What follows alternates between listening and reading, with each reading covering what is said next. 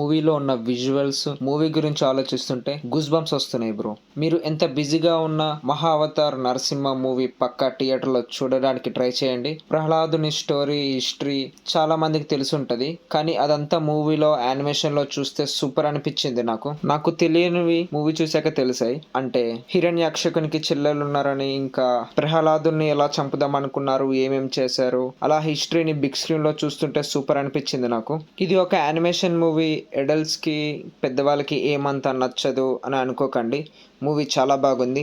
Animation అయినా, BGM అయినా, ఇంకా దేవునికి రాక్షసుడికి మధ్య యుద్ధం, నార్మల్గా మాటల్లో పెద్ద యుద్ధం జరిగిందని వింటాం, కానీ అదంతా బిగ్ స్క్రీన్లో యానిమేషన్లో చూస్తే చాలా బాగుంది. మూవీలో మంచి హై మూమెంట్స్ కూడా ఉంటాయి. అంటే నరసింహస్వామి వచ్చినప్పుడైనా మూవీలో కొన్ని డైలాగ్స్, మంచి మూమెంట్స్కి అలా థియేటర్లో ఉన్న వాళ్ళు కూడా మంచిగా ఎంజాయ్ చేశారు. ఇంకా మూవీ తెలుగు డబ్బింగ్ కూడా సూపర్ ఉంది. హిరణ్యాక్షకునే డబ్బింగ్ అయినా, ప్రహ్లాదుని డబ్బింగ్ అయితే సూపర్ ఉంది.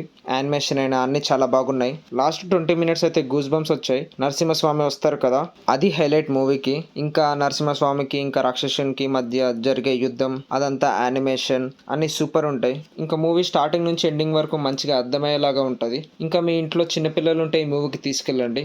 నరసింహస్వామి అవతారం ఏంటి, మన పురాణాలు, హిస్టరీ ఏంటి, అవన్నీ వాళ్ళకి తెలుస్తాయి. మూవీ మొత్తం సినిమాటిక్ ఎక్స్పీరియన్స్. నేను మూవీని 2Dలో చూసా, అదే 3Dలో అయితే ఇంకా బాగుంటుండే. ఆ విజువల్స్ అయినా అవన్నీ చాలా బాగుంటాయి 3Dలో. మీరు మ్యాక్సిమం 3Dలో చూడడానికి అయితే ట్రై చేయండి, లేకపోతే 2Dలో అయినా చూడండి. మూవీ అయితే చాలా బాగుంది. మహా అవతార్ ఇదంతా ఒక సినిమాటిక్ యూనివర్స్. ఇందులో ఇంకా చాలా మూవీస్ అయితే వస్తాయి. పరశురామ్, రఘునందన్, కల్కి, అలా ఒక 5-6 మూవీస్ అయితే వస్తాయి. వాటి కోసం వెయిటింగ్ నేను. ఆల్రెడీ మీరు ఈ మూవీ చూస్తుంటే మీ ఒపీనియన్ కింద కామెంట్ చేయండి. So that's all for today guys. మనం మళ్ళీ కలుద్దాం ఇంకో మూవీ రివ్యూలో. Until then, bye bye. Thanks for watching.